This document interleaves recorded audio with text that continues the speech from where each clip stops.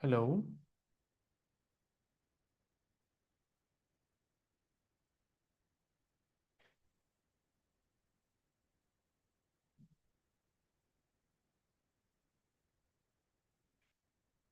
One moment, please.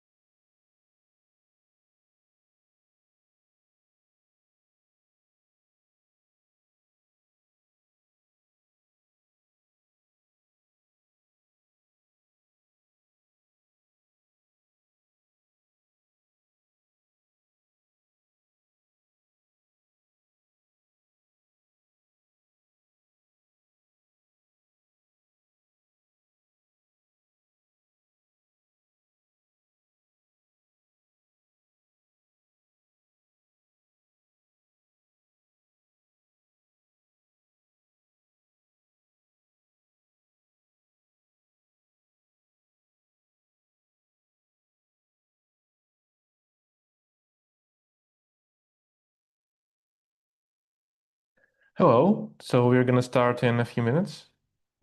Just getting a confirmation from the organizers.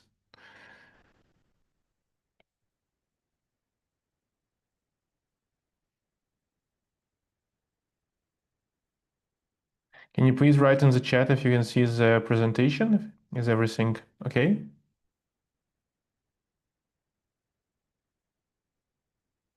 The sound is also okay?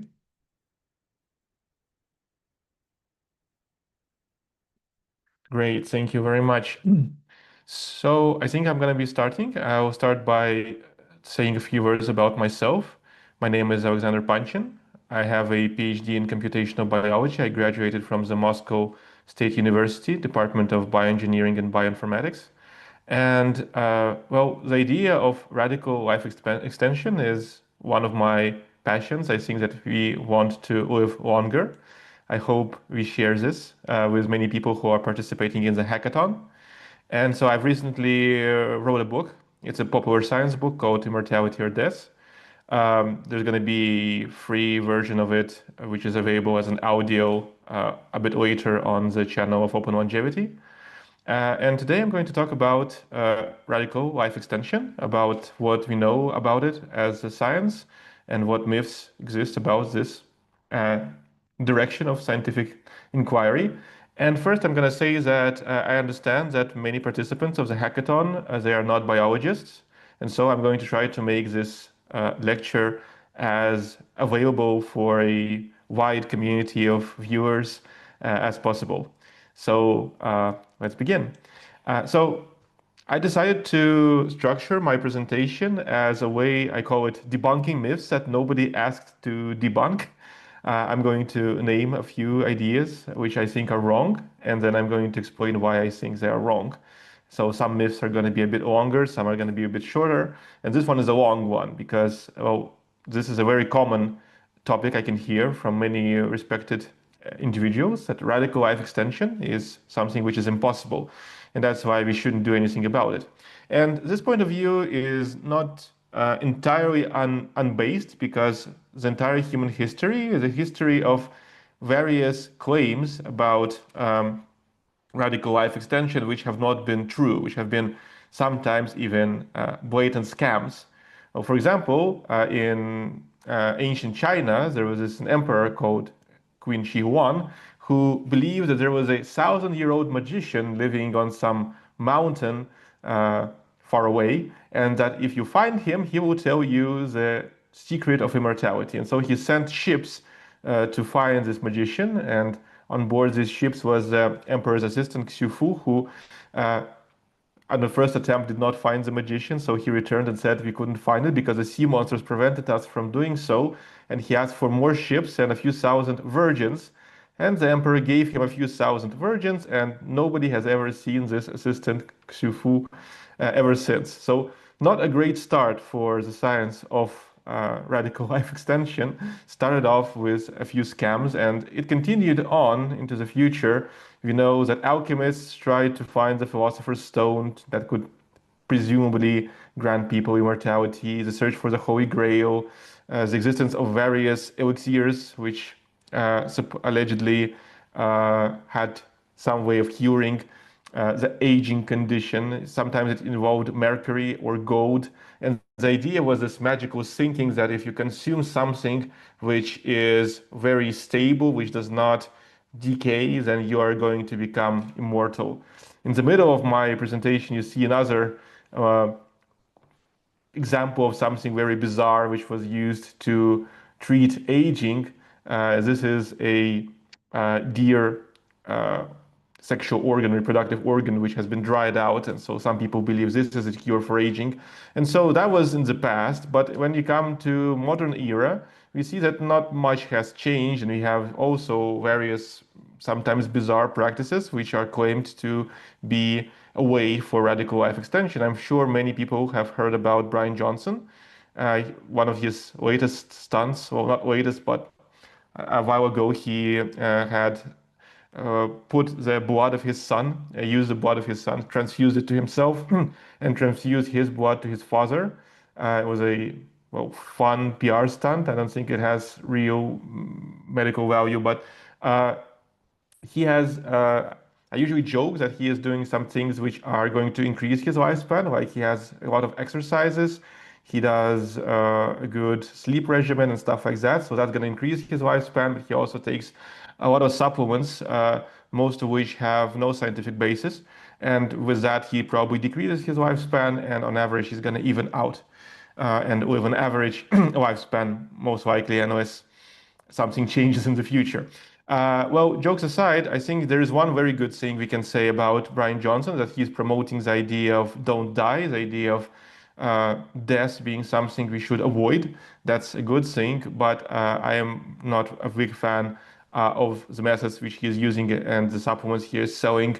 We're not going to go into details about that, but my point is that many scientists from the academics, many academics, they are concerned that there is a fad of radical life extension which has little groundings on actual science, and that's true.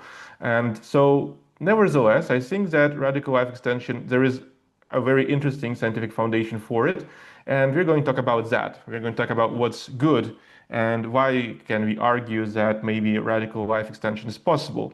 When we look at the animal world, we can find many animals which have various degrees of regenerative abilities. Some are very impressive, and various degrees of abilities that provide them with ability not to age. And so this is a flatworm, a planaria. So they're very cute, and their main remarkable ability is that you can cut a planaria in several parts, and the small parts, for some species of the planaria, they can regenerate back into the original form. And what's also remarkable is that, well, you can make two-headed versions of them if you use certain techniques. But what's interesting is that they actually can even retain small parts of certain memory when they regenerate. And also, what's interesting about the Ponaria is that there are different species of them, and the different species have various degrees of their regenerative abilities. So, for example, the species on the left, you can cut even the smallest part of it out, like the small tail, and it's going to regenerate in like 100% of the cases. Now, in some species, you can only regenerate up to a certain extent. If you cut out too much of the body, it's not going to regenerate, or it's not going to have a head, for example, as in the middle example. And some species, they have no ability to regenerate after you cut out a part of it. And so one of the questions which was interesting for scientists was to discover whether or not this was an ancestral state of these animals, or whether they acquired this in the future, whether they acquired this several times, maybe independently. And so the science, the bioinformatics science, the genome analysis points out that most likely planaria have invented this regenerative ability several times independently. So nature has somehow found a way to grant animals this remarkable ability through evolution, through natural selection.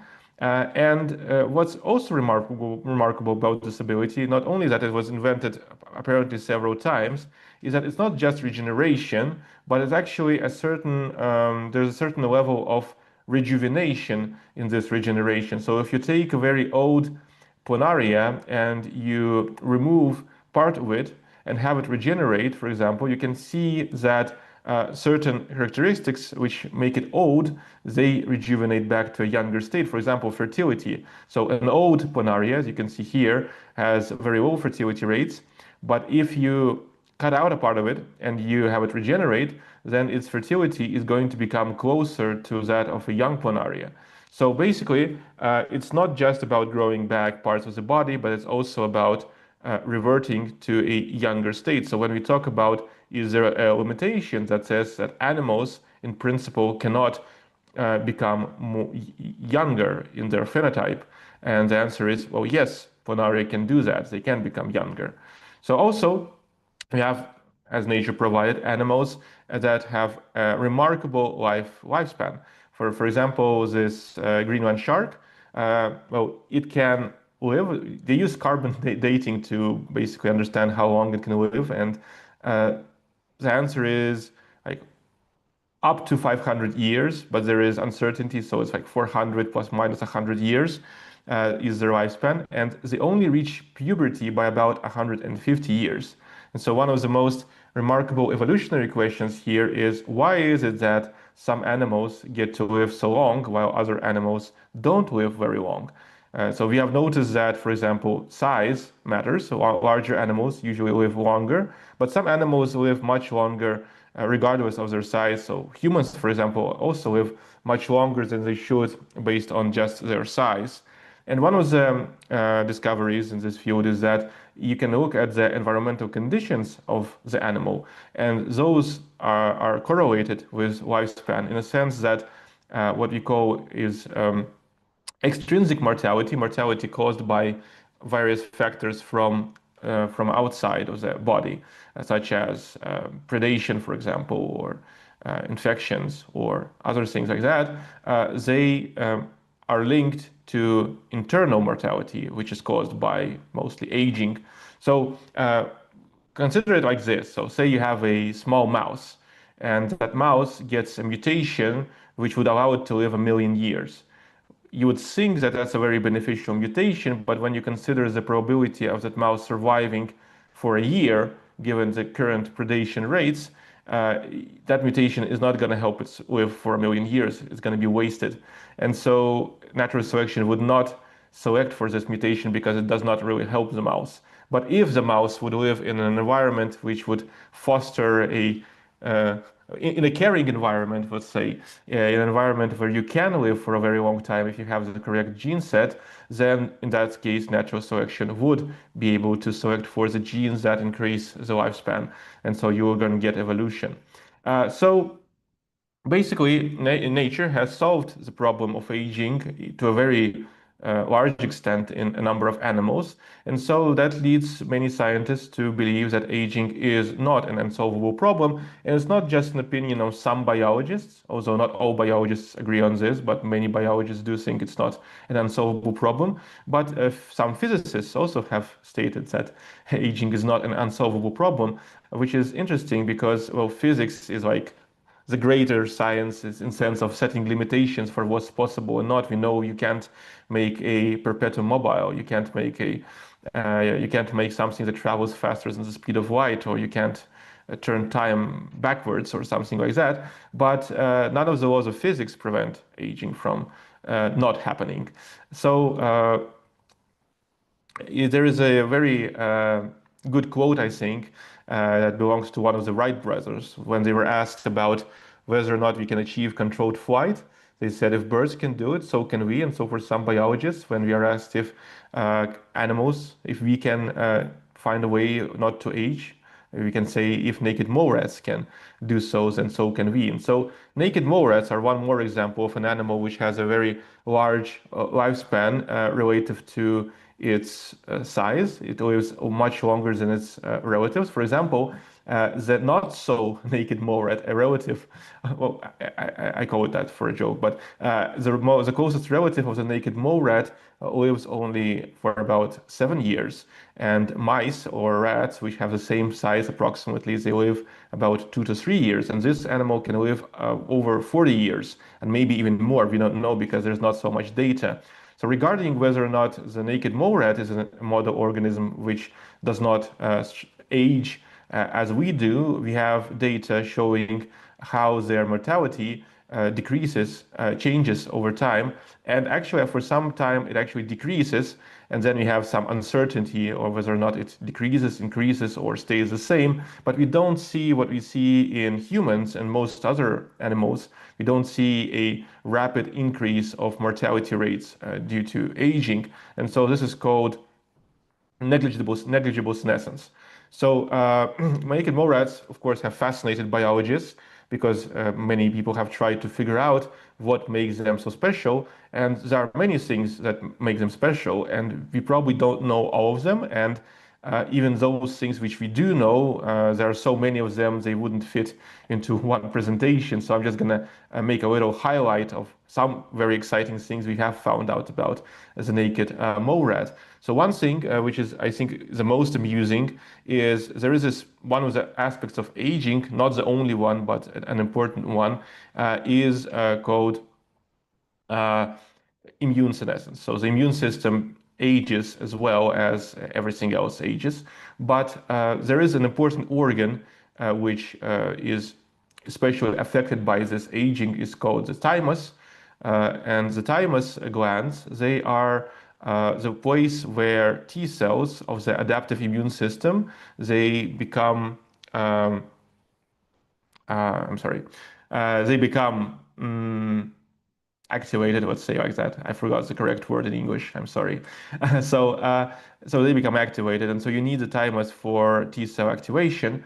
And as we age, the process called the involution of the thymus. So the thymus becomes less and less functional.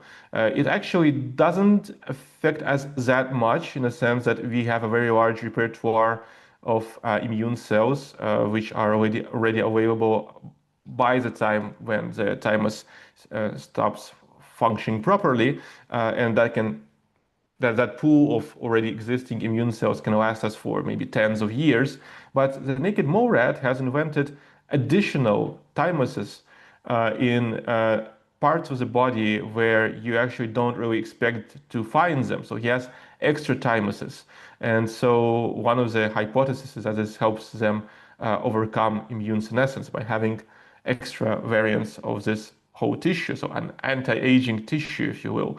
If you are an animal which lives for a very long time, one of the things that's going to happen is that you're going to have a very large probability of living long enough to get cancer. And cancer is basically a result of an evolutionary process which is going on inside us all the time. So we have various cells. These cells, they mutate.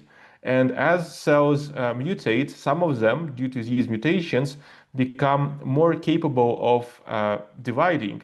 And so mutations that can help cells divide more are kind of like beneficial mutations in this kind of evolutionary sense.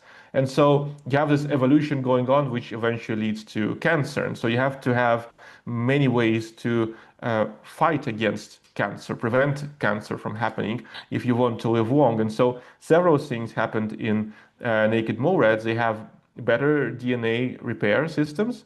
They also have improved contact inhibition of cell division. It means that cells, they can feel whether or not there are many cells surrounding them. And if there are many cells surrounding a cell, then that cell stops dividing. We also have a similar mechanism, but in the naked mole rat, this mechanism is duplicated.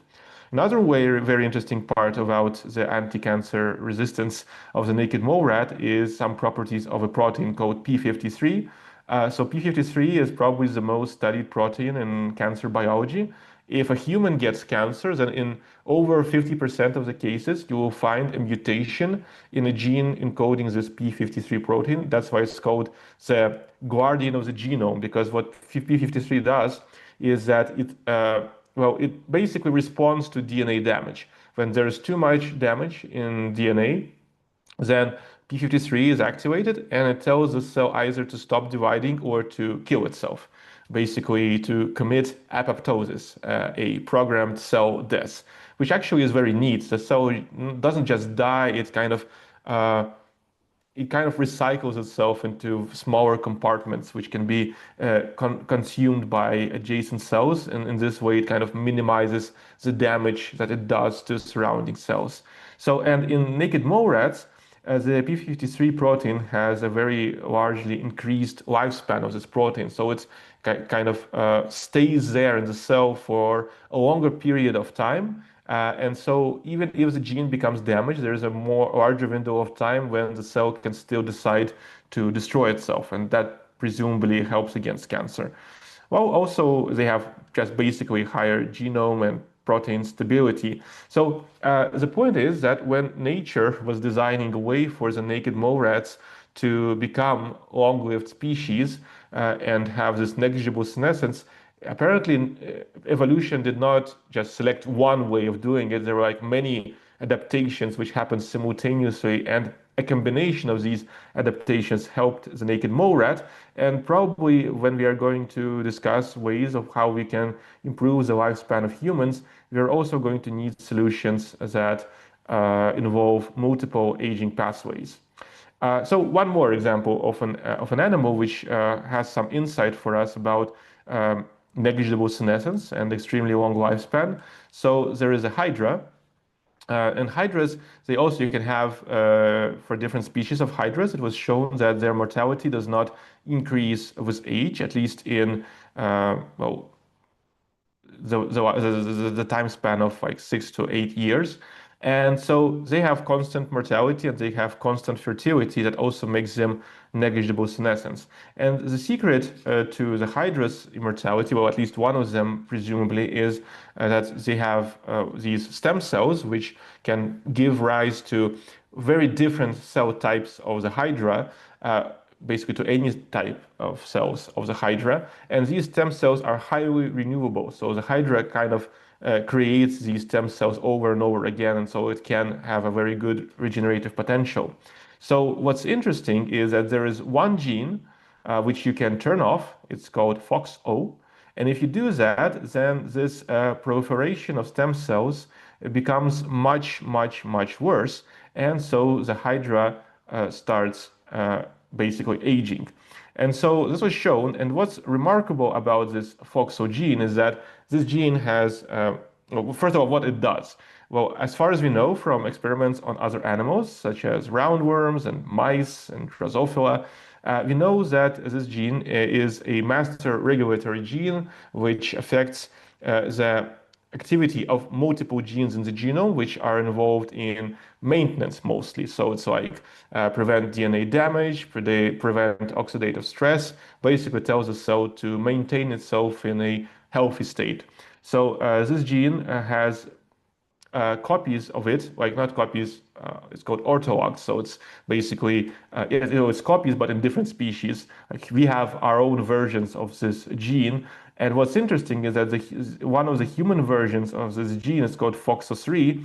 There is a mutation in that gene variant, which is linked to being a supercentenarian. So a person who lived, say, over 100 years is much more likely to have a particular mutation in this gene, a particular variant of the gene, which is linked to the aging of the hydra. So I think that's very interesting because, well, it's not surprising in a sense because all animals share a common ancestry. We all came out from the same uh, ancient last common ancestor. So we have some fundamental genetic pathways which are similar between various animals, including humans, hydras, roundworms. And this shows how it's important to study the genetics of aging in different species, in model organisms, even if they are different from us, because that can still lead us to certain discoveries about the nature of the aging process, which can be used to help us fight against aging and developing various medications and treatments for that. So as we have seen, nature has found ways to solve uh, many aspects of aging through evolution and natural selection. And humans also have a very good history of solving problems which at some point were considered by anybody as something impossible. Just imagine, like 100 years ago, you would ask a person whether or not somebody will fly to the moon, and that would be nonsense. Like, how can you do that? That's impossible. Even regular flight was achieved not so long ago. Ask somebody 500 years ago, they would say that that's impossible. Imagine asking a person who lived in medieval times that we will have an international space station, or we will have the ability to visually communicate from various parts of the world. And by the way, the world is a globe and not flat. Yeah, okay, the world is not flat. That was figured out a long time ago, but still, imagine that you could say that you could clone animals and um, even monkeys, or that you have something like ChatGPT, an AI system which can communicate better than 90% of people, I would say, or that you have. This is one thing that really fascinates me, as that we have discovered a way to create genetically modified pigs with organs which are transmissible to humans. Humans can get these pig organs and survive for several months with genetically modified pig hearts or kidneys, which was also, if you were to ask me 10 years ago, I would say that sounds ridiculous, and so on. So we have a very good history of science fiction becoming a reality, and so who is there to say that aging cannot be solved? And I think it can, and there are certain ways in which we have already became much closer to solving the problem than the Chinese emperors of the past. And one of the things which is very remarkable is that, well, if you take a single cell, then the problem of making one single cell younger is something which has been done.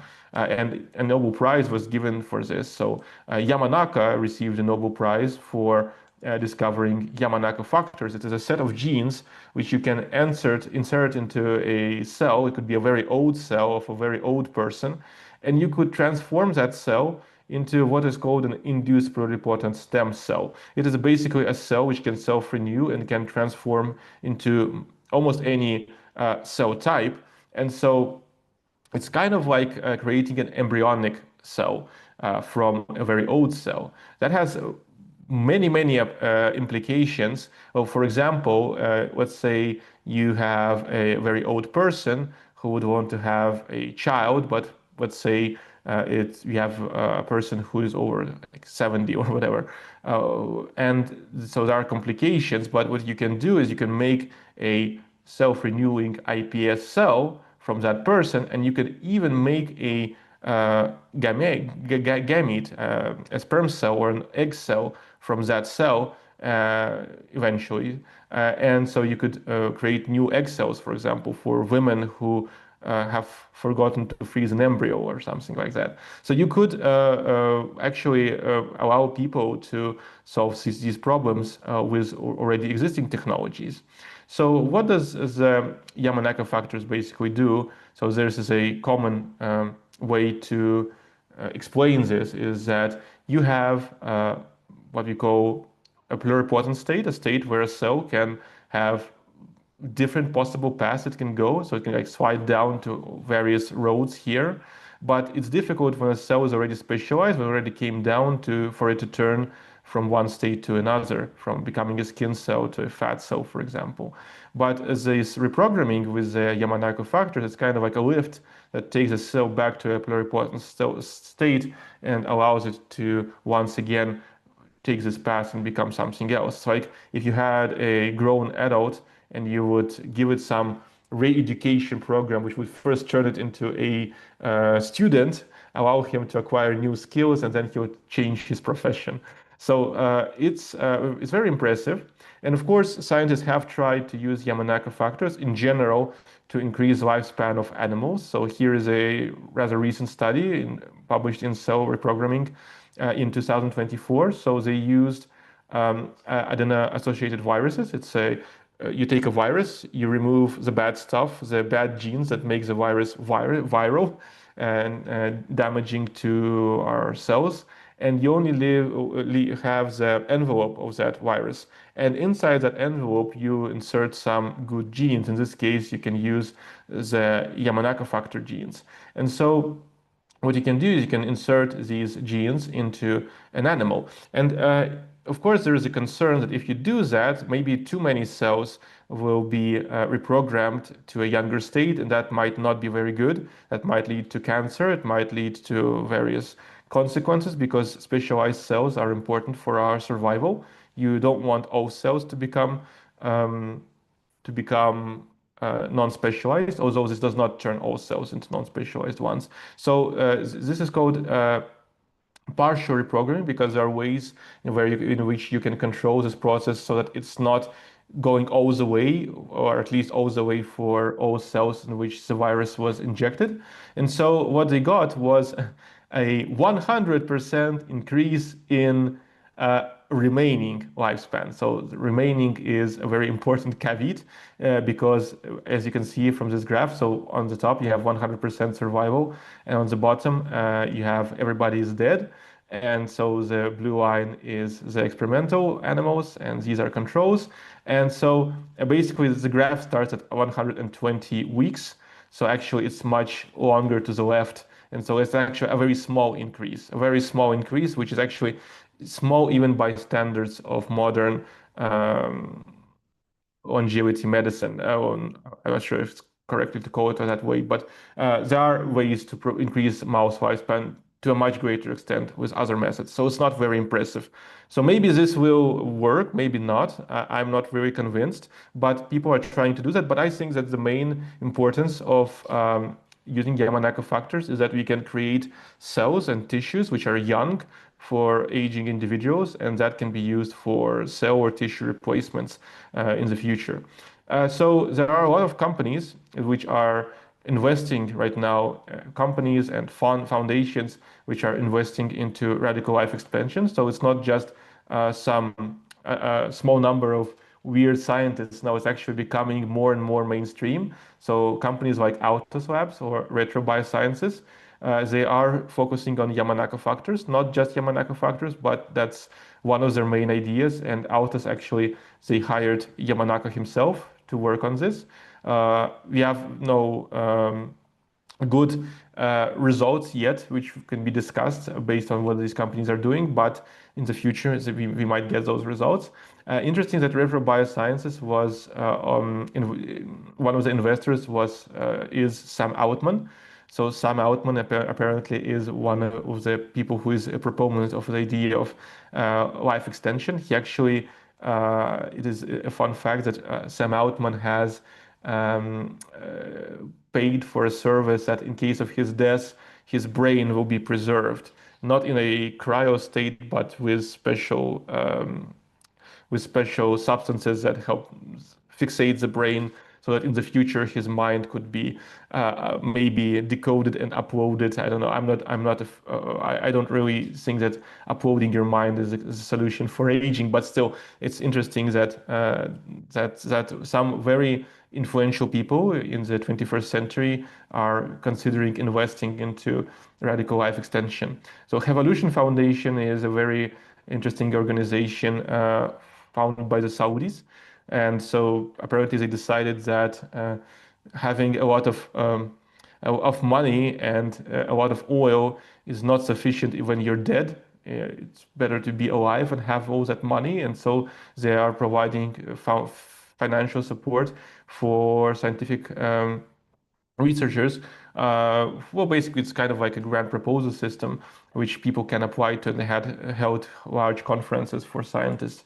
We also have prizes for achieving certain milestones in radical life extension. For example, the X Prize. If you get a mouse with a record lifespan, then you can get a number of millions of dollars, which is nice. We also have this company called Calico, which was initially founded by Google.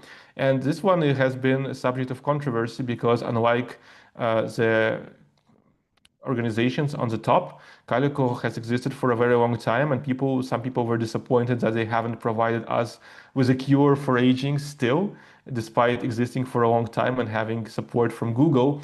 But actually, I checked out what Calico has been doing, and they have been doing a lot of fundamental scientific research, trying to understand what aging is and publishing rather high impact scientific papers, which do not have maybe apparent practical implications right now, but that's a very important step we need to take. And I was actually very positively surprised that investor capital has been used to improve fundamental understanding of the aging process. And so sometimes some of the companies, they use AI, like I mentioned Retro.bio, in which Sam Altman has invested. And so Retro.bio has collaborated with OpenAI, and they have claimed that they used artificial intelligence to improve the quality of the Yamanaka factors, to make them better, to have them be more efficient in turning older cells into younger ones and improving DNA repair and stuff. But unfortunately, I haven't been able to find a scientific publication. I think they haven't published it yet. And so it's difficult to say whether or not it's a real breakthrough or not. But even if it's not, I think that in some time, the AIs will be able to help us in developing new approaches for life extension. And one of the more also recent articles which I wanted to highlight regarding researchers trying to combat science. So this is an influential paper published in Cell in 2025 recently by a number of Chinese researchers.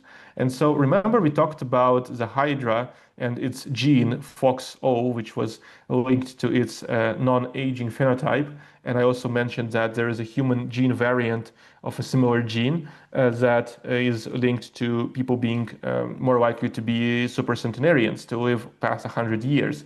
So basically, the researchers, they took human stem cells, which are mesenchymal progenitor cells. These are cells which basically can transform into connective tissue, fat tissue, bone tissue, and stuff like that. And they took those cells, and those are human cells. And they had this good version of the FOXO3 gene, which is linked to aging in the Hydra, what I talked about. And so they put those stem cells, they inserted those stem cells into monkeys. And these monkeys, well, unfortunately, they did not report anything about mortality of these monkeys, how long did the monkeys live. So they just claimed that they looked at a number of markers of aging. For example, they looked at cognitive function, reproductive health, at inflammation and bone loss and stuff like that, and they found a number of improvements. The sample size is very large, so I'm not entirely convinced that this is something which will be reproducible or that it will lead to a lower mortality and stuff like that, but it's still a very interesting approach. And the fact that they used this FOXO gene is actually very interesting because for a very long time, this gene has been known to be linked to aging, but I haven't seen any studies using this gene as a sort of gene or cellular therapy. And this is the first study which used it as a cellular therapy, cells with a version of this gene. So that's kind of cool. But if you want to see where the actual increase of lifespan for mammals has ever been achieved, well, some of the most impressive results were done with gene therapy. And among the gene therapies, those are many of them. I would highlight two of them. One is an article published in Science where they used a gene therapy with the gene encoding VEGF. VEGF is a vascular growth factor. Basically, it helps blood vessels grow. And so the result is actually quite astonishing. So they had male and female animals, and they gives them at a certain point of life, at an aging point of life, a injection of it's basically a single injection of this vector containing this one gene. And so the blue line is the control groups, and you can see that they die rather quickly. Well, not rather quickly. This is actually the normal mouse lifespan, about 30 months. And the experimental group, which got the therapy, they got to live almost 50% more, and for males and for females 40% more, which is very impressive. Just one single intervention. So just imagine if it so happened that it worked in humans. Of course, probably it doesn't work as simply as that, and maybe the effects wouldn't be as great as that, but nevertheless, if it did work, then humans getting a 50% boost to lifespan, that would be about 40 years for an average human, which would be like more than I have lived so far, which is very impressive. A fun fact about this therapy is that there is a country in which you can actually get that therapy officially, not for aging though. It's Russia. In Russia, there is a company that has manufactured a gene therapy with VEGF. It is not used to treat aging. It is a medicine which is prescribed for people who have problems with blood vessels in their lower body parts, usually due to diabetes. And so I'm not Russian clinical trials are not that great, so I wouldn't say I recommend anybody doing it on themselves, testing this to treat aging. But it's a fun fact that something so impressive in mice in terms of life extension is actually something which is fairly available in Russia. That's a fun fact. So next we have an article from Nature where they use a gene therapy that basically inhibits a molecule which sustains systemic inflammation. And we know that inflammation is really linked to aging. And so if you reduce inflammation, you can decrease mortality probably. Well, this is what happened in this study, the same thing. The experimental animals lived longer than the control animals by about 25%. So that's also impressive. Now, the third question is whether or not we have anything which has gone beyond studies in mice. And also, these studies, they are like single studies. So it's not like somebody reproduced these studies many times. So one of the most reproducible findings in aging research, something which has been done over and over and over again, and it's very important, to have this kind of baseline where we know that okay, something works. It's kind of a surprising thing, which you would not expect to be so good or reproducible, but nevertheless, it's the use of rapamycin for reducing aging in animals. It's something I'm going to show later in the next slides, something which has come to trials in humans. And why it's a surprising choice is because rapamycin is actually an immune suppressor. It's a drug which is given to humans when they need to get an organ transplant to reduce the probability of organ transplant rejection. And so it also has a lot of side effects due to this compromised immune system when given in these dosages. But if you use smaller dosages, then the side effects are not as great, not as bad. And what's interesting is that over and over, rapamycin has increased the lifespan of mice. There is this very important project in the United States called the Interventions Testing Program, or ITP. Basically, it's kind of like the golden standard for testing interventions. So the ITP is doing is that they have three labs with three different strains of mice, and they select a number of interventions which somebody has claimed has been effective to promote lifespan. And so three labs, they independently test whether or not it works. And so the ITP has debunked some claims. For example, there was high hopes for resveratrol, another molecule which does not improve the lifespan of mice based on ITP studies. Metformin was believed for some time to be a geroprotector, but it's a good anti-diabetic drug, but in mice it did not increase lifespan. But rapamycin over and over has done that. And so we are now having some human studies of rapamycin. Unfortunately, the sample sizes are not very large. Usually these are aged patients, and usually it's not about studying aging itself, but looking at various health span metrics. For example, you can look at the immune system, you can look at the probability of catching infectious diseases, you can look at physical performance, and so on. And what's interesting is that, yeah, in those smaller concentrations, rapamycin has been able to, at least not decrease the health span of people, and in some cases even improve the health span. So maybe in some time we will find ways of how rapamycin could be used. It's funny that Brian Johnson has tried rapamycin among the other stuff he's using, and rapamycin has, as he has stated in some interviews, has increased his aging. And it's funny because rapamycin is the best studied molecule among all the molecules which he has ever used in his programs. Well, aside from vitamins. Okay, so we have some clinical trials going on. So we have some uh, potentially interesting studies in the field of extending the lifespan of mice, and some of it is being translated to humans slowly, but still we are getting there. But maybe we need some more radical ideas on how we could increase a human lifespan. So one of the most problematic organs for humans is the brain, because actually the brain is what we want to preserve most. And the brain is a part of the body which has very low regenerative potential. There are, as far as we know, two places in the brain, two small places in the brain where there is some neurogenesis going on.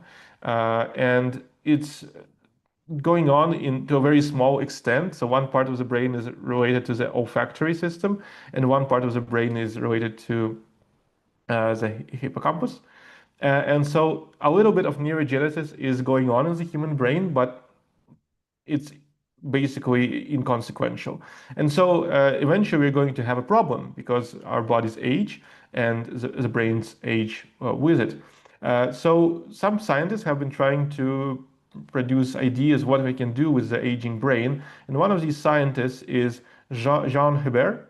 This is actually a very cool story in two ways. So the first way why this is a cool story is that they have published a very interesting publication where they did the following. So remember Yamanaka factors, right? So you can take a mouse, which is very old and has some damage in its brain. You take its old cells and you transform them into young cells. You can make these, or you can use embryonic stem cells. You can use embryonic cells, you can use iPS cells. Basically, what you do is you create young cells which can be turned into cells which are the progenitors of neuron cells.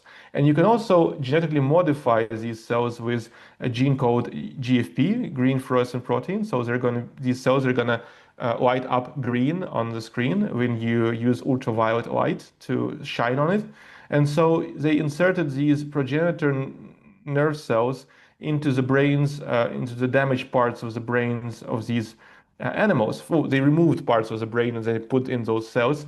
And what you see here, these green cells on the blue cells, the green cells are these genetically modified new cells. And we can show that some of these cells have become neurons, and that these neurons have integrated into the workings of the brain of the animal. So the idea of Hebert is that we could use tissue replacement to repair broken tissues and rejuvenate them one step at a time, or something like the ship of Theseus. Like if you replace everything part of the time after time, and you eventually you might get something new, which is essentially the same as it was in the original. So the second good news about this is that, oh, this is a very experimental project, and this project got funding from an organization called HARPA-H. HARPA-H is an organization created by the Biden administration, if I'm not mistaken. So they wanted to make a version of DARPA. DARPA is a military innovation center, which would be related to healthcare. So the ARPA-H is a healthcare version of DARPA. And so it was created to sponsor and produce projects in the areas of medicine and biomedicine, which are too difficult, require much more funding than usually is done in basic academia science, but are too risky to expect that some private sector organizations will do that. So it's an impressive project, impressive idea, and impressive scientists are getting funding, and I think that's very good news for all of us. Good news, everybody. Yeah. Based on what I've said, I would say that we are not that far away, I think, from some of those interventions which have been shown to work in mice to become usable by humans. And of course, most of those interventions which work in mice, and there are dozens of them, are not going to work, but some of them might. And we are quite probable to to live long enough to benefit from some of these interventions. And but maybe that's not like sufficient, because we would like to live much longer than just 5 more years than average expected. And so there's this very cool idea, which was by Aubrey de Grey. He is a scientist, and he is a very large figure in the anti-aging field. And so Aubrey de Grey has considered this metaphor, which he called the velocity of escape from death.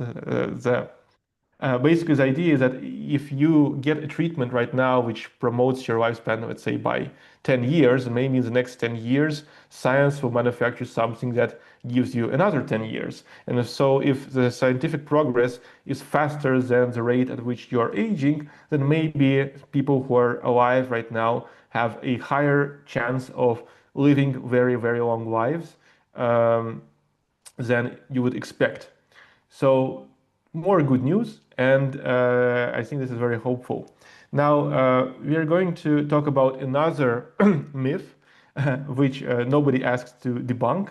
So when you hear a discussion about radical life extension among biologists, this argument is going to often present itself. So somebody is going to say that there is a problem with radical life extension, and the problem is called the Hayflick limit, and it prevents the defeat of aging. So the Hayflick limit is basically and there was a study published by Hayflick that showed that if you take certain cells of human cells and you put them in a petri dish, they would divide up to a certain number of times. And that limit, which was discovered, was about 50 cellular divisions for that particular cell type, which was investigated. And so, hence the Hayflick limit, about 50 divisions. And then the cell just stops. And this number, which Hayflick got in his experiments, 50 divisions, is actually a very interesting number. Because we all come from a single cell, right? Every one of us, we come from an embryo. So if that embryo would go for, let's say, 50 divisions, for how long would that number of cells last us? Given that we need a lot of cells to create us, and then we need to renew our cells over and over and over. So we lose cells and we need to get new cells. So it turns out that, the estimates which you can get with current biological knowledge about the rates of cell death and the number of cells in the human body is that 50 divisions gives you enough cells to survive for 30 years. 51 division would give us 60 years, and 52 divisions would give us 120 years, which is surprisingly close to the maximum human lifespan ever presented. And so that's because of these numbers, it feels like very convenient to say that, well, yeah, that's why we age, because there is a Hayflick limit and that explains everything. And the problem is that it does not. Well, first of all, the Hayflick limit is very different based on what cells you're looking at. So, for example, neurons, they don't divide at all, so their Hayflick limit is zero. And some cells, some stem cells, they have a potential to divide many, many times. And so it actually depends on the cell type. What's also interesting is that there is an explanation for why this Hayflick limit exists. At least there is a possible explanation. There is a problem with it as well, but nevertheless, because the explanation was this. In Soviet era, Soviet scientist Alexei Alovnikov, he pointed out that there is a fundamental problem in the way linear DNA is copied. So bacteria cells, they have a circular DNA, and it can be copied without this problem. But when you have a linear DNA, the problem is that you can only copy DNA if you have this primer, this small piece of DNA from which you start copying something, and you can make a workaround, but basically how it works in a way that every time a cell copies its DNA, it does not have this template for the very first part of this new DNA strand.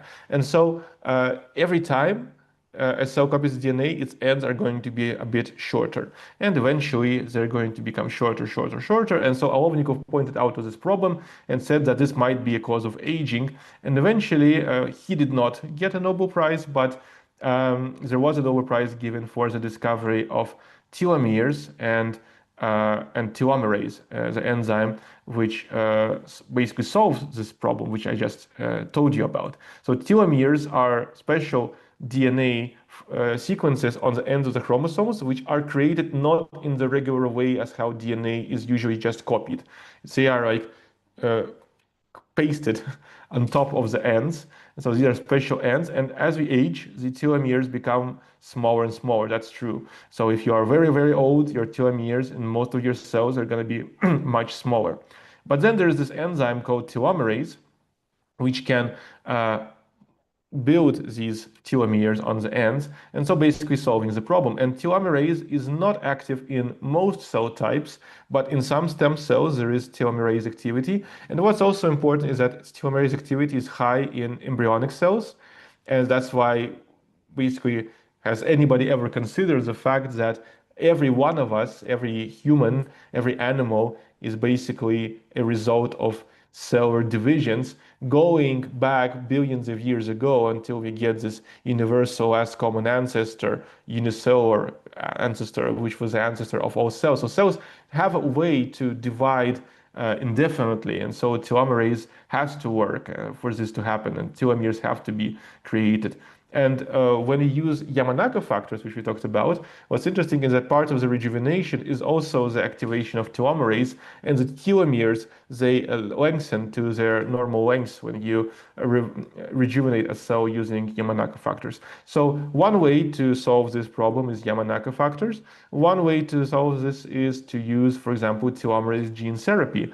So scientists have done this. So you can take a viral vector, make a gene therapy in which you add this part of the complex which produces the telomeres, and you can inject it into mice. And mice have lived about 20% longer after such a therapy in some of the studies, which is not the most impressive result you can get, but it was also but what is quite impressive, quite good. And this woman here on the right her name is Elizabeth Parrish. She has injected herself with this gene therapy. As you can see, she is 120 years old, very young looking woman. Okay, I'm joking about her age, but she looks as she is. One person is not a very good sample size to evaluate whether anything works, but it just pointing out that there is a telomerase gene therapy that is being investigated. Maybe it will be used in humans, maybe not. There are some concerns that might not work. Recently, there was a study published on the longest lived dead person studied. So a woman died at a very, very old age, and like she was a record holder for human lifespan. And so scientists took her uh, genome, they analyzed her transcriptome. Like transcriptome is how which genes are active in certain cells. So they analyzed that. They analyzed telomere lengths in different cells and so on. And they looked at various factors of aging, and they found that her telomeres were extremely short, but their shortness was explained by her very old age. So telomeres do shorten. It is a problem, but it's a solvable problem. And so the limit you've been talking about is not something which is not which counters the argument that radical life extension can be achieved. Okay, so the third myth is actually a very short one, but still it's very popular. It's this vision that if we ever defeat aging, it means we are going to have eternal frailty. Like we're going to be sick all the time, we're going to have dementia, but alive. And I'm going to say that that's probably nonsense. If we are ever going to achieve this radical life extension, we're going to live among people who live very, very long lives. But also, when you go on a date like this, both of you are going to introduce as people who have lived for, I don't know, hi, I'm 60 years old, hi, I'm 80 years old, and you're still going to look young. So I have a demonstration for that. This is a video clip from a study published by uh, Cynthia Kenyon. It's a work on roundworms, just to show you um, how life extension works in animals. So this is a normal worm, a C. elegans worm, and he's fine. He's just a regular worm crawling around. This is a long-lived mutant worm. It has a mutation which doubles its lifespan. So this one is mutant. You can see it's also normal. It's just crawling around, having a good time. Now we are introducing a 13-day period. So now it's old. And this is a regular worm at 13 days. He is very old. You don't need to be a professional aging researcher to understand that this is a very old animal. And so, uh, well, it does wiggle a little bit, but not very convincingly. Now, have a look at the mutant, the double lifespan mutant at the same age, and it's fine. You also don't have to be an aging researcher to see that this animal appears much younger. So in practice, when scientists increase the lifespan of animals, what you get is not just increased. These are not my recommendations. I'm sorry. You don't get just increase of in lifespan. You also get increase in health span, and this makes sense because well, what aging does to us is it causes a lot of damage, which essentially leads to increased rates of heart disease, cancer, stroke, pneumonia, diabetes, even accidents actually.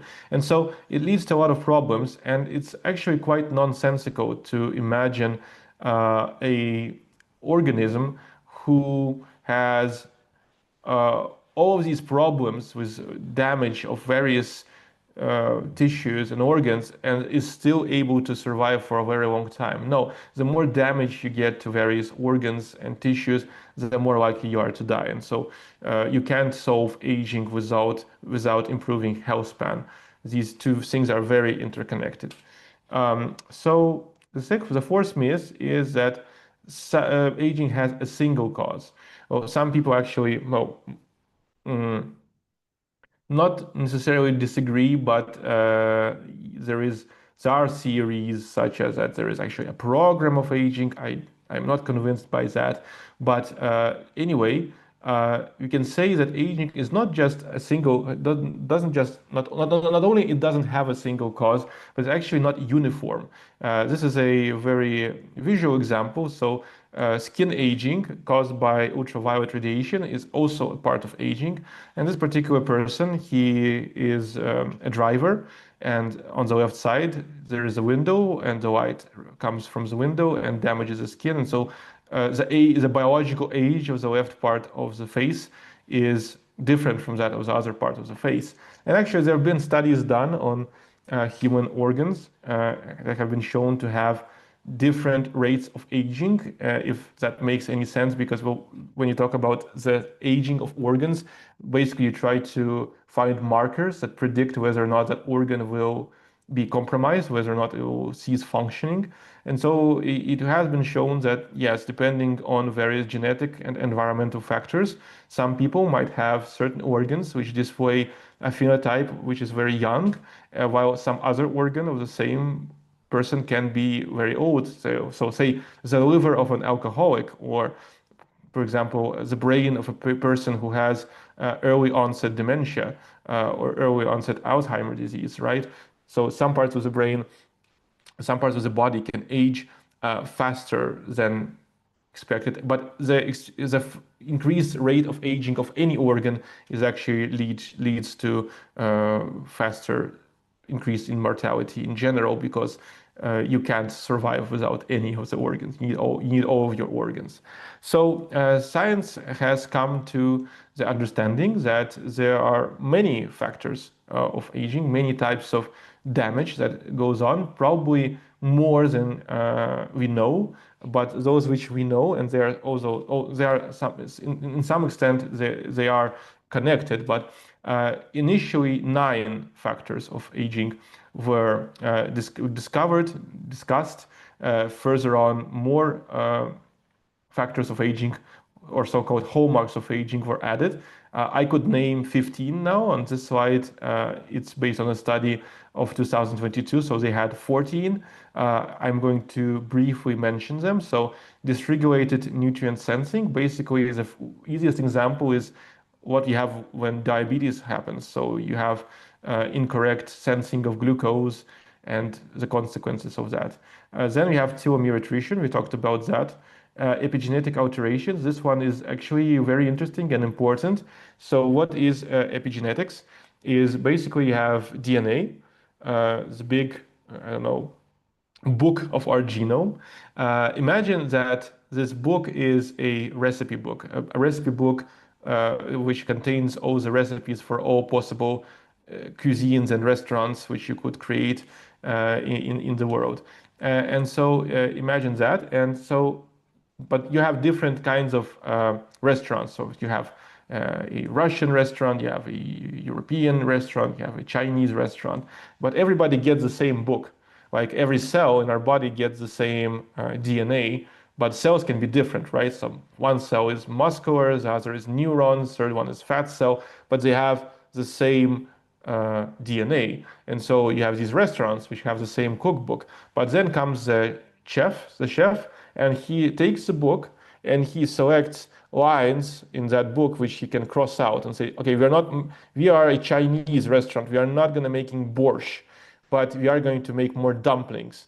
And so he says dumplings X2 and borscht no. And and he uses a pencil for this. And so this is like writing on top of the book.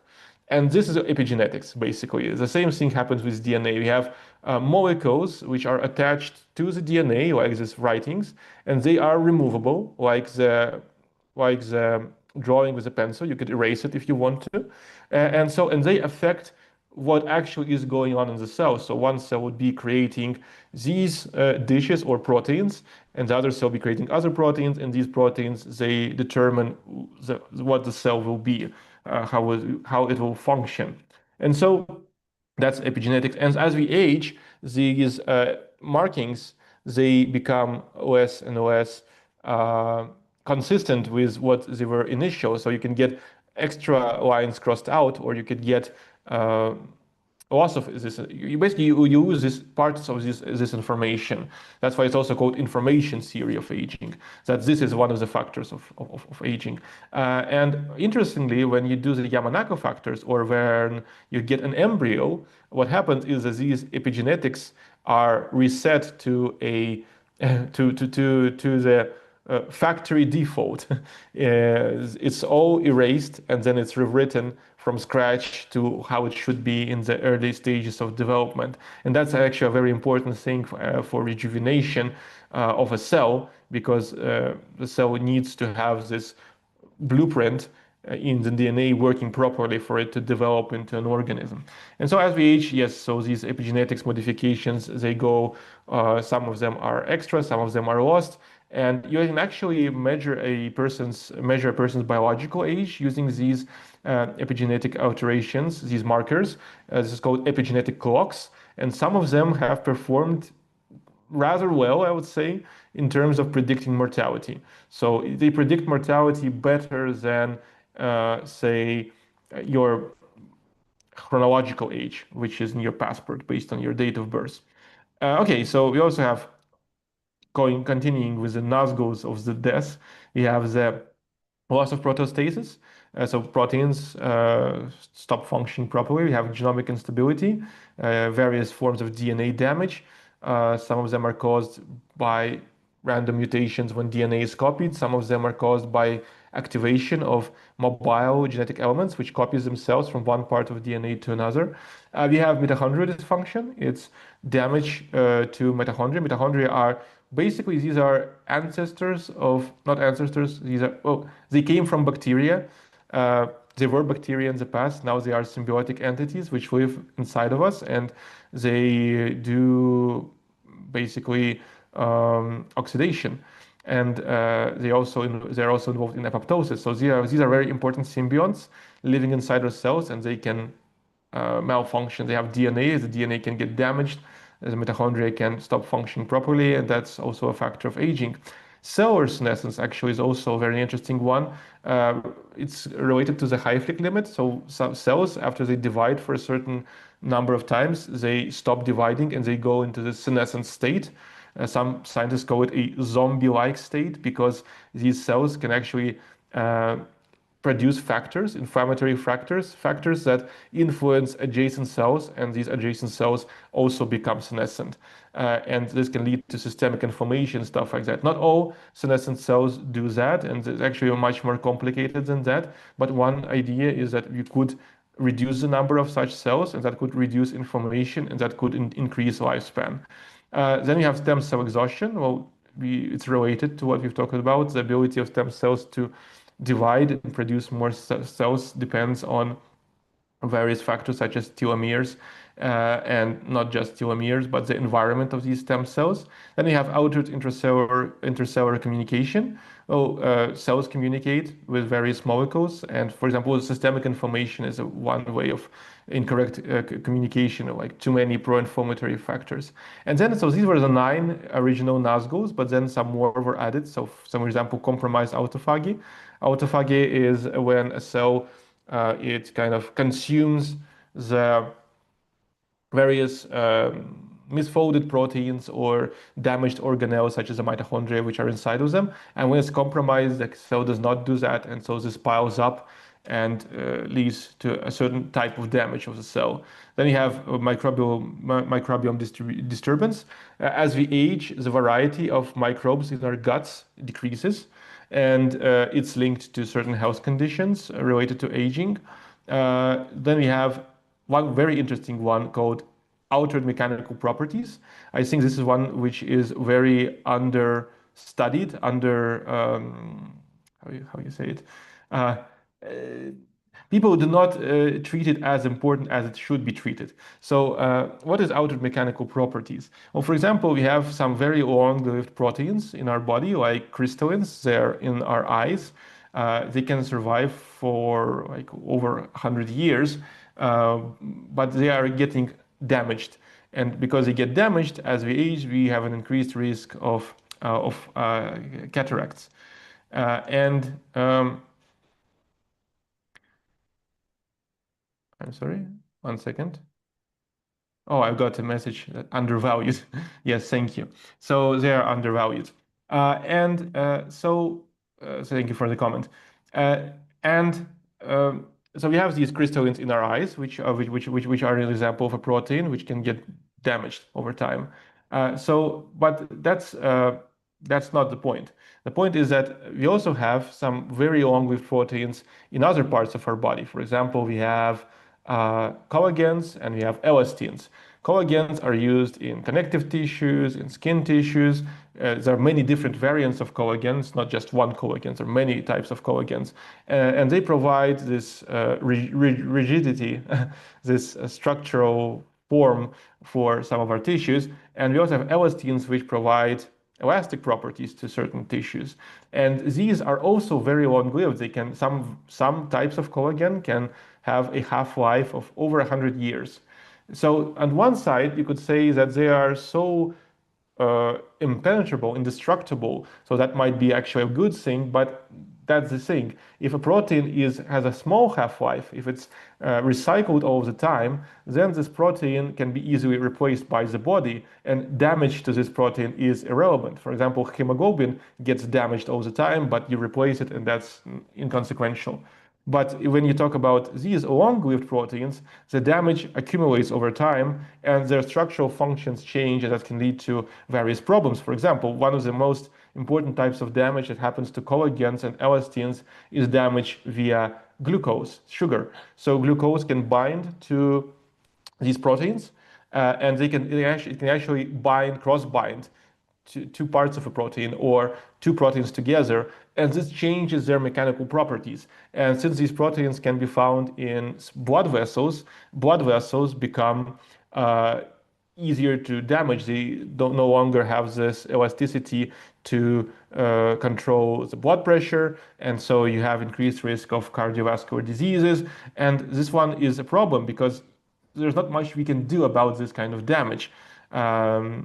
And the solution, not eating sugar, doesn't help because your sugar elevates even if you eat a non-sugar meal, if you eat, I don't know, cereal or meat or whatever.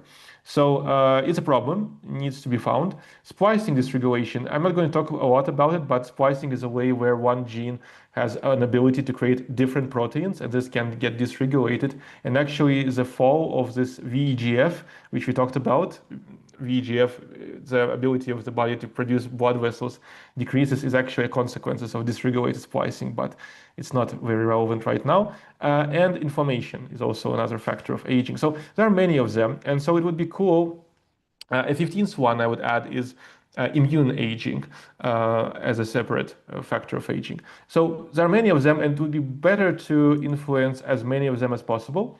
And there is hope that if we could affect different factors of aging, maybe we could get a synergistic effect and have more benefit from several interventions than from each of them separately. So here's one example of this work. It's a study done in roundworms. So one mutation increases the lifespan of the roundworm by 20%.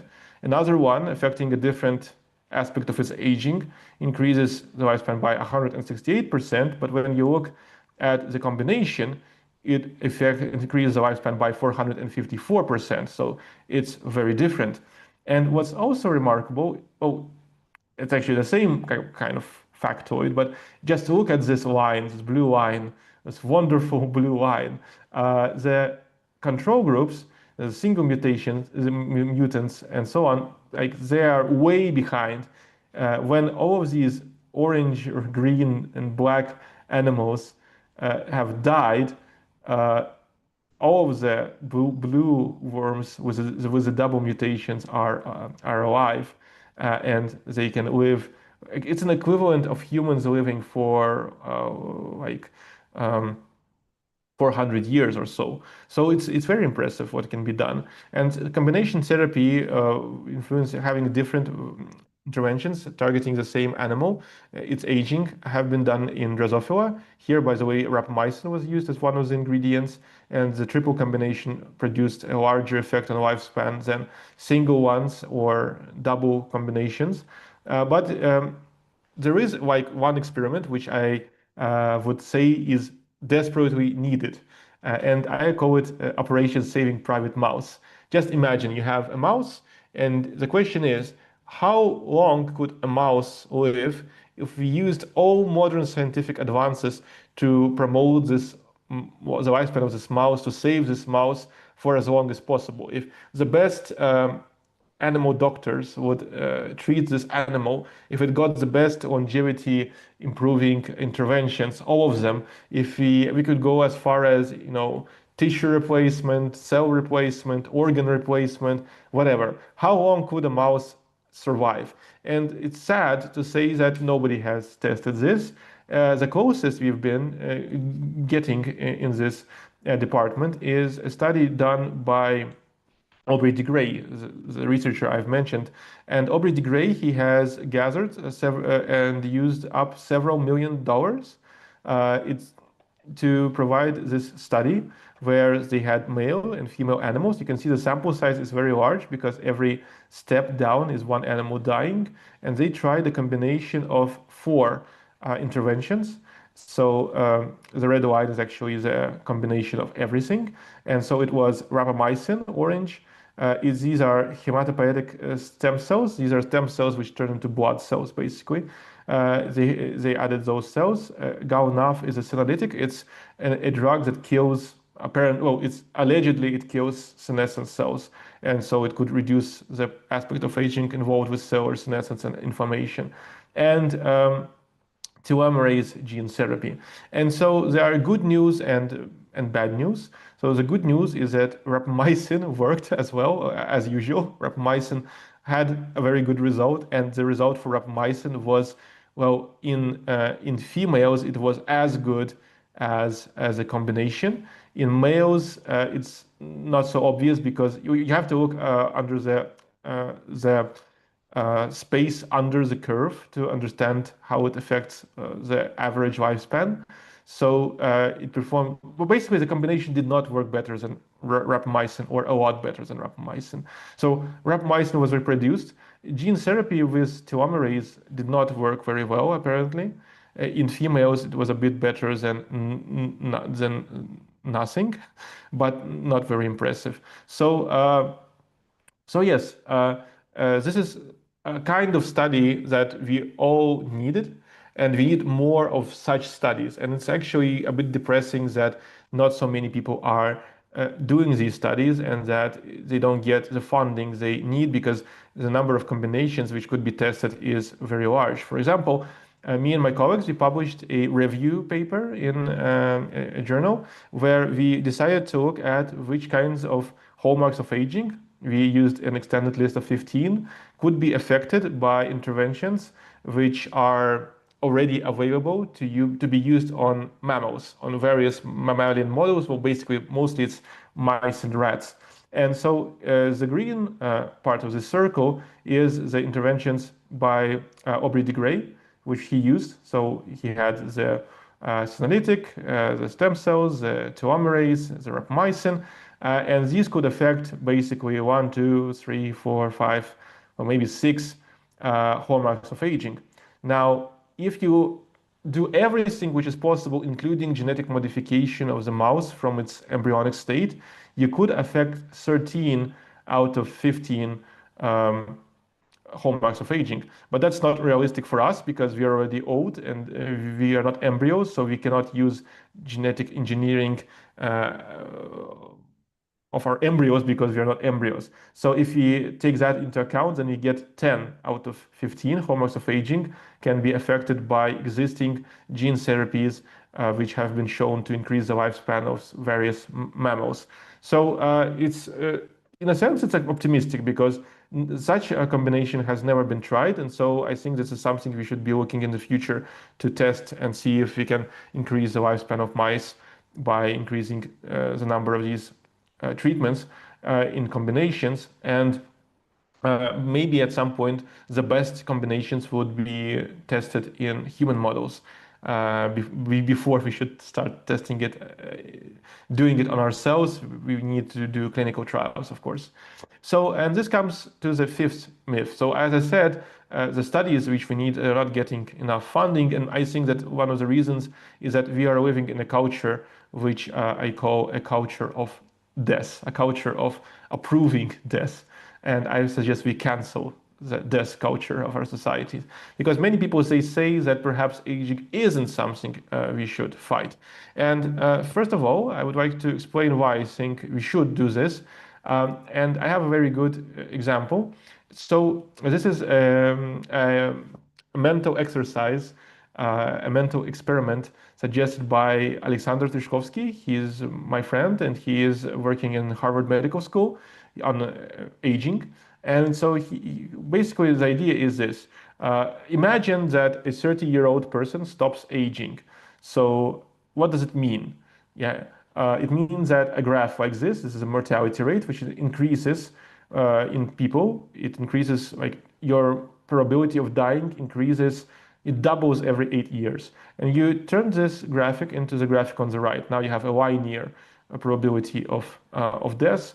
How long would a person live if he stopped aging at 30, given that you still can die, right? A 30-year-old can die. He can get, into a car accident or a plane accident or murder or something else might happen in his life. So how long would a person live? And this is actually a very simple question to answer. There's a simple mathematical a formula. So basically, every year when you're 30, your probability of dying is about 1 in 1,000. So on average, you would live 1,000 years. The median would be a bit smaller, 693 years. The median means that half of the people would live less than 693 years, and half of the people would live more than 693 years. Some people might live 2,000 years, 3,000 years. That's why the median is smaller than the average, because 3,000 years affects the average more than the median. So basically, that's a lot, and it means that somebody could live up to year 3,000. Just imagine that, right? How much the world would change by the year 3,000.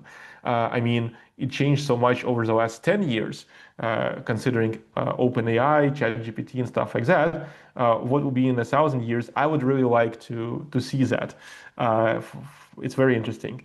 So that's could be transferred into this statement that smoking shortens lifespan by 10 years and aging shortens life by 910 years. There isn't anything in the world that kills more people than aging. If you take all of the crime, all of the accidents, okay, all of the crime, all man-made deaths, let's say, all man-made deaths in LA, in Los Angeles, uh, that decreases human lifespan in Los Angeles by about zero point 0.4 years. So aging is like insurmountably more important in terms of what we need to uh, defeat than anything else.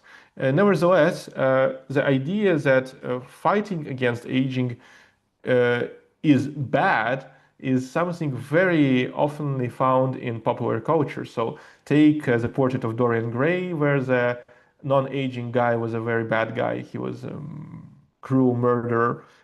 In Slavic folklore, we have Koschei Besmертny, an antagonist who was immortal. We have Voldemort, who was using death and murder to create Horcruxes, which allowed him to be immortal. We have the crazy maths from the Altered Carbon universe, which also went into serial killings because they got bored from living too long. And even when people are immortal, like, and not bad, it's usually because they get rid of that immortality. For example, in Harry Potter, we had Nicholas Flamel, who gave up his Sorcerer's Stone when needed, and that's portrayed as an act of good. And I'm pretty sure if Nicholas Flamel would say, no, I want to keep the Philosopher's Stone because I don't want to die, then by the logic of the universe, he would be sent to Azkaban. So the idea that immortality is not something great is something that somehow combines the opinions of people who are, like, you don't expect to find them in one in one space. We have atheists like Richard Dawkins, the previous pope, who was Cardinal Ratzinger, and Steve Jobs. So Dawkins, to quote, said, "We shall die, and that makes us the lucky ones. Most people are never going to die because they are never going to be born." Uh, that does not make me feel better, but actually this is something that psychotherapists suggest to tell people who have death, so-called death anxiety. Steve Jobs said that this is very likely the single best invention of life. This is a very strong word because it means that it's better than an iPhone. So death or iPhone, and apparently he chose death. It's a life change agent. It clears out the old to make way for the new. And the Pope, now dead, said freedom from death, in fact, would be the most radical way of depriving life of its meaning. Yeah, we have a lot of going on in culture that kind of says that death isn't that bad. But there is one very good counter argument, which I think is maybe the best against most claims about why fighting aging is a bad idea. Well, actually, first of all, I'm going to say that many arguments are kind of invented to explain why death is necessary. You could say without aging and without death, you would have overpopulation, you would have dictators who live too long, you will have maybe boredom, you will have, I don't know, inequality or other things. And then along comes actually, about overpopulation, I think just this one is important to mention that we can see that in human populations, in real human populations, the countries in which we have the most overpopulation are not the countries with the highest lifespan, but actually countries with lower lifespan, and that has sociological explanations, but it's not that immortality leads to overpopulation. It's not that simple. It doesn't work that way. Anyway, even if it did, here comes Andrew Steele. He is a physicist by education. He also has written a book called Ageless. I really recommend everything he does. So Andrew Steele, he made this argument, which I think is brilliant. He said, imagine a future in which aging has been defeated. So there is still death. You can die from a rock falling on your head, but there is no aging. And this is somehow related to some problem of this future society. For example, you have a dictator or inequality or something else, or you got bored. And a scientist comes along with a vial and says, I have this vial in my hand, and if I break this vial, I'm going to unleash a virus. And this virus is going to solve basically this problem by introducing this new disease, which we're going to call aging. It's going to increase the probability of death by double it every 8 years. You're going to have increased risk of dementia. You're going to have decreased muscle strength. You're going to have worse outcomes related to cancer, and cardiovascular mortality is going to increase. So people are going to start dying, and eventually everybody, every single person on the planet who has been born and will be born in the future, everyone will die, and probably die not in a very good state. However, that is the price to pay to solve that problem which you want to solve. So that dictator will also die. Are you happy? You're not going to be bored. Are you happy? You're not.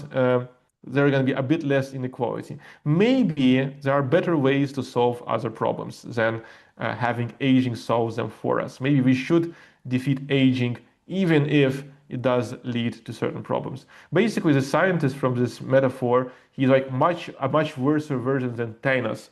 Thanos, he just snapped his fingers and painlessly half of living creatures died, disappeared into non-existence. But here, aging is something that kills everybody.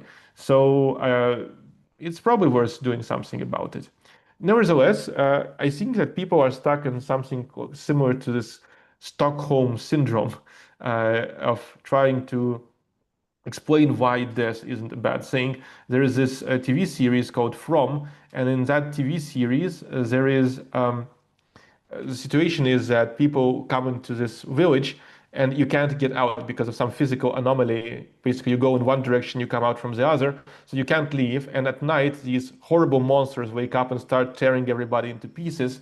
And a new person gets introduced into this village. He comes there. You can get inside of this village, and he gets into it, and he doesn't like what he sees, and he is a radio engineer, and he says, let's build a radio tower and try to communicate with the outside world. Maybe people will help us.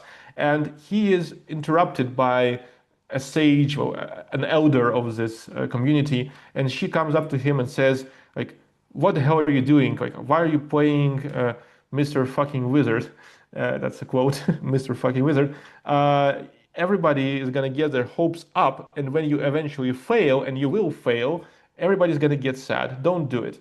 And I think this is very similar to the situation in which we are now, because some scientists are saying, well, let's try to do something. Of course, it might fail, but let's try at least. And some people say, no, we are going to be very sad if it doesn't work out. And so this is the slide, which is the one before the last slide of my presentation.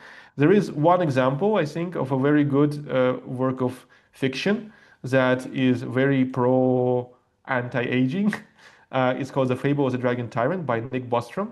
Nick Bostrom wrote a philosophical article which was animated. You can find this video on YouTube, The Fable of the Dragon Tyrant. It has several million views. And basically, in this story, they have a dragon who is obviously a metaphor for aging, who kills people. And in the past, people tried to kill the dragon with swords and spears and arrows, but nobody could do it. And so people agreed that you have to live with the dragon, you can't do anything about it. The dragon is gonna get eat somebody. Might as well, have these trains going on and delivering people for the dragon to eat to make it more, modern. And so the dragon gets fed.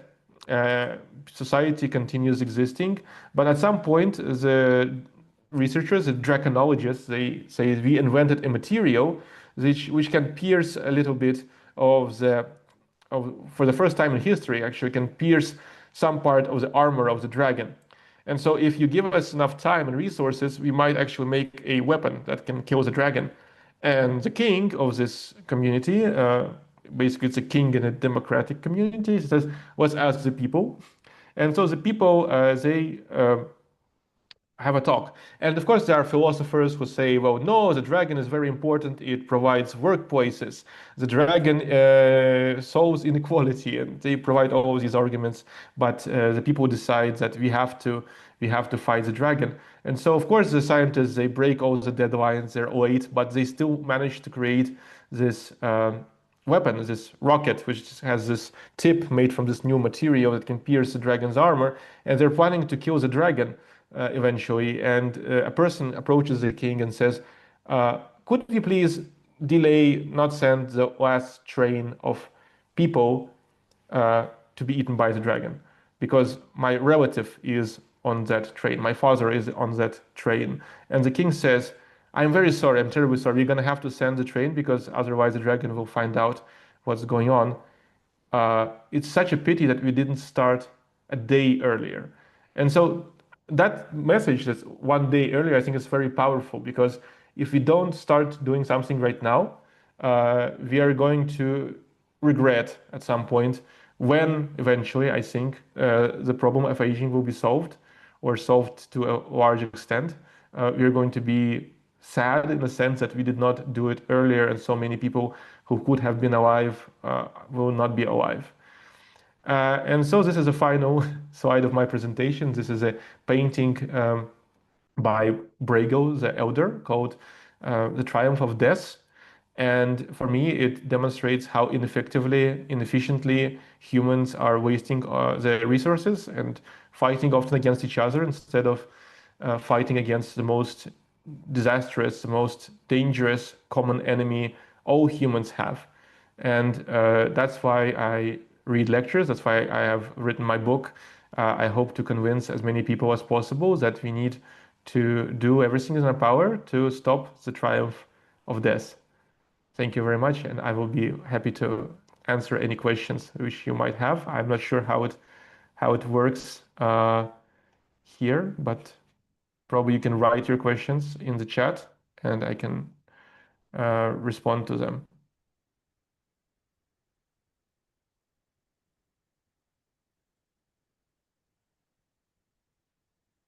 Okay, Scooter says, okay, then let's solve the problem of people feeling sad because of failures. Yeah, we can use more antidepressants. Maybe that will help solve the problems of aging. But yeah, I think that every person actually, it doesn't matter if you're a scientist or not. Well, here I believe many people who are watching this, people on the hackathon, there are many programmers, and I think that you already have an understanding that the skills of programmers can be applied to aging research.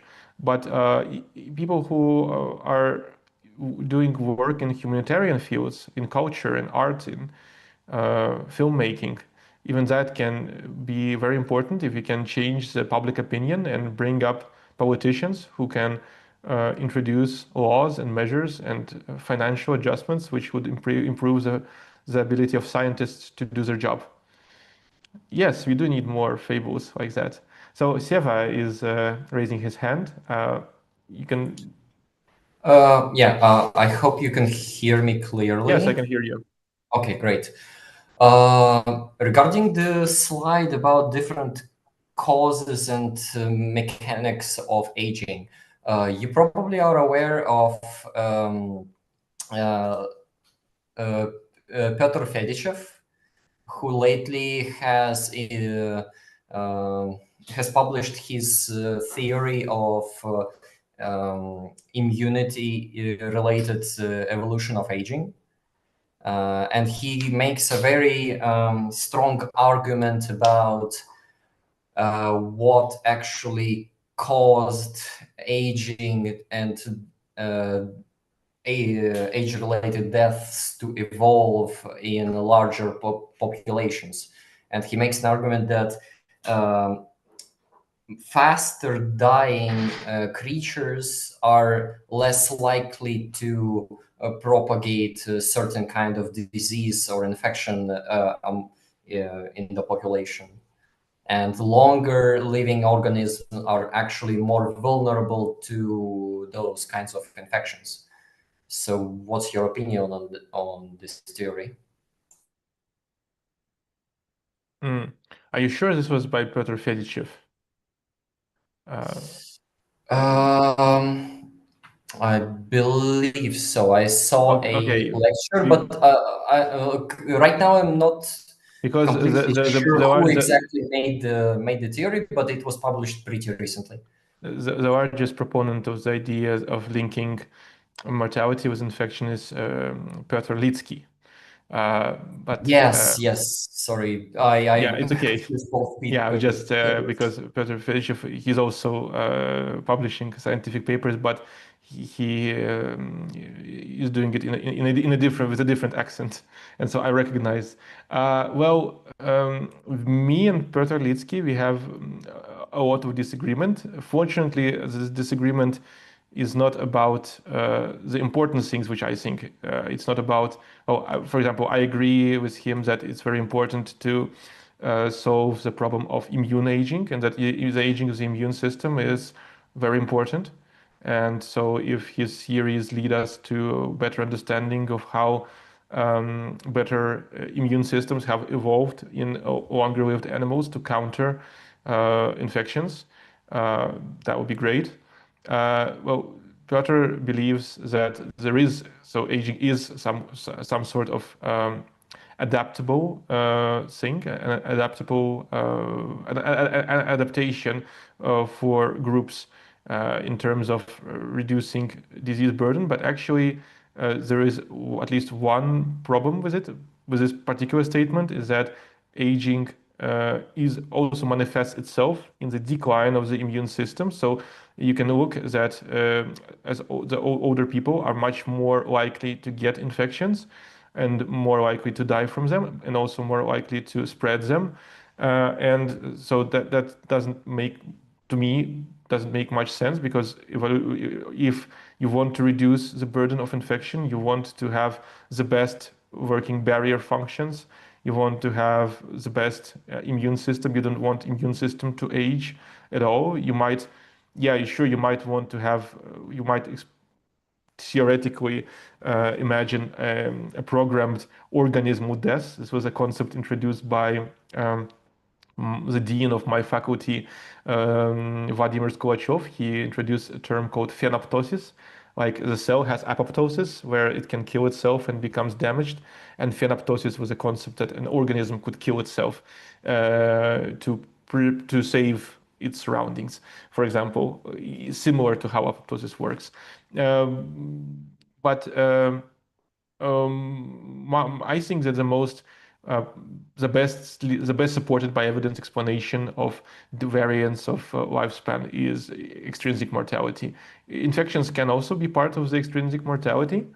It's also a factor that can influence. For example, if you have very severe diseases going on in the population, then living for a very long time is not as important as having as many offspring in a shorter period of time before you get infected. Um, so that's my opinion. Uh, but Peter Litsky would probably disagree with that. Yeah, That's if I recall correctly, his argument was that longer living organisms have slower change of their genomes, uh, and they are basically much more similar in the whole population, and that's why different kinds of infections are spreading much more easily, like because of lower variability of genome. um, well, lower variability of genome could be a factor. We know that one of the ways, we know it is a fact that, for example, sexual reproduction is a way to combat pathogens. Uh, Species which do not have sexual reproduction. Actually, not it's not a correct statement. There are species that have both sexual and asexual reproduction, and when they use sexual reproduction, which increases genetic diversity, that leaves them less susceptible to certain infections which they encounter. So there is this endless evolutionary arms race between the pathogens and the organisms.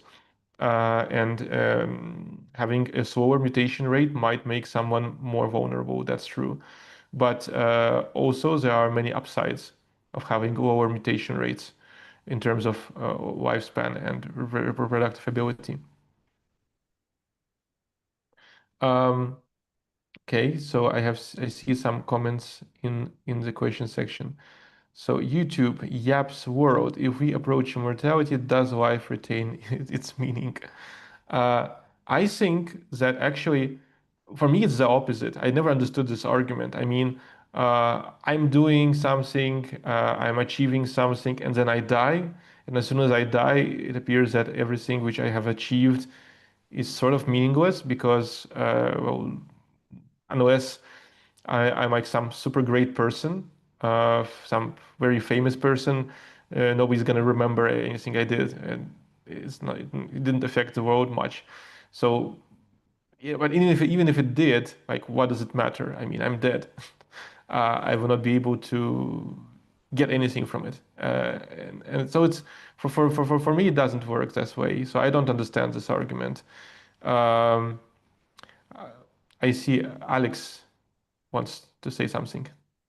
Yeah, was anything mentioned about ECM and how it plays into aging? DCM, Extracellular. Yeah, or I extracellular mean matrix. ICM, ICM, yeah. ECM, Yeah, extra whatever. Yeah. easy extracellular matrix. Actually, I did mention it when I was talking. Well, I was talking about the mechanical properties of long-lived proteins. That is very related to the problems we encounter with the aging of the extracellular matrix, because extracellular matrix, its main components are proteins, some of which are long-lived and they get damaged. And recently, it was shown that um, when these long-lived molecules they get damaged, there are special receptors of this kind of damage which can lead to inflammation, and so it's Mhm. also connected. So you have To these inflammation, yeah. damaged long-lived proteins, and then we have, as a result, we get inflammation. And so there are ideas that maybe even if we can't fix the damage of the proteins, we could still reduce the inflammation, for example, by targeting the receptors. That sense this damage. Um, that's one approach which some researchers are trying to explore. Yeah, because somehow sex cells, right?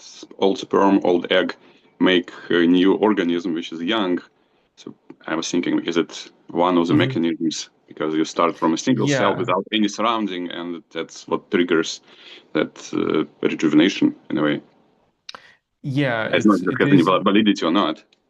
It is an advantage of a young embryo that the cells of the developing organisms and the young organism are not surrounded by the old extracellular matrix. And the old extracellular matrix, actually, there are studies showing that they affect the cells and they affect cellular aging. So cells can become senescent if they're Mhm. placed in an old environment. Uh, and it's also actually the opposite is also true. For example, you could take nerve cells, cells from the brain of an aged animal, and you can put them into uh, into an animal of a young animal of another species, and in a younger environment, the cells will survive much longer than you would expect them to survive in their initial host. Mhm. So the surroundings of a cell, they are very important, and unfortunately, that is one of the hallmarks of aging, which very little is known what can be done. So among those 15 factors, we know ways where we can even reverse aging, let's say epigenetic modifications. That's something which we theoretically and sometimes in practice know how we can, at least to a certain extent, we can unwind it back. But when it comes to, for example, mutations in cells, that's something we don't know how to we could improve DNA repair, but it would not remove the already existing damage. You can only like use cell replacement or something like that. So it appears that eventually, I'm a proponent of the idea that we need to, as long as possible, preserve the bodies we have in a way which we can do with gene therapies, with medications, and stuff like that. But apparently, at some point, the next wave of rejuvenation would require certain levels of tissue replacement, including cells, including maybe extracellular matrix. Yeah. It's almost like you need to reprogram a virus or Lyme spirochete to do and eat those collagen spikes. Uh, well, yeah, we could. Well, that's the problem, is that the sugar which connects causes damage to the collagens and stuff like that, it's a process which is not easily reversed. Yeah, It's exactly. called, you have two processes. You have glycation and glycosylation, and glycosylation is done by enzymes and it's reversible. And glycation is usually spontaneous and is usually not reversible. And so you could only like remove the protein entirely and synthesize a new one. And it's not that simple. I don't have a working solution for that problem, but maybe somebody will invent one. Yeah. Good. All right. So, Thanks. thank you, thank you. I'm gonna read from the chat. So, what is the most important direction, think, action in fighting and aging currently? Well, I think that we are in a situation where we don't know exactly which particular technology will revolutionize everything. So I'm a proponent of the idea that have as many flowers growing as possible. Scientists usually do stuff which they enjoy and are interested in. So it's not like we should put everybody in one box and tell them focus on just this aspect of aging. But I would, in general, increase our efforts on various fronts against aging. So some things which I do think are particularly important right now is we still don't have any proven, definitively proven intervention that reduces human aging. And I think the creation of one, even if it's about increasing lifespan by 5 or 10 years, would be a very important milestone because as soon as we get something like that going, I think people will become much more motivated to make something else. So it's about changing the culture with showing that we are not in the same state of technology as the ancient Chinese emperors, that there is something that works. And so I would focus on the fact that we have a number of interventions that worked in mice, and we could use these interventions and we could test them in humans, in human clinical trials. We could also test combinations of these interventions in mice and then also go on to human clinical trials.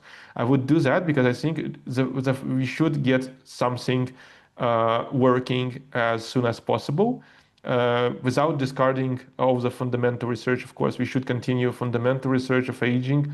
We should search for no new understandings of the mechanisms of aging and think out of the box. And of course, we should do many different things in scientific programs, but I think we should do something which is practical, just to show the world that it is possible, that we do have the material for the tip of the rocket that is going to pierce the dragon.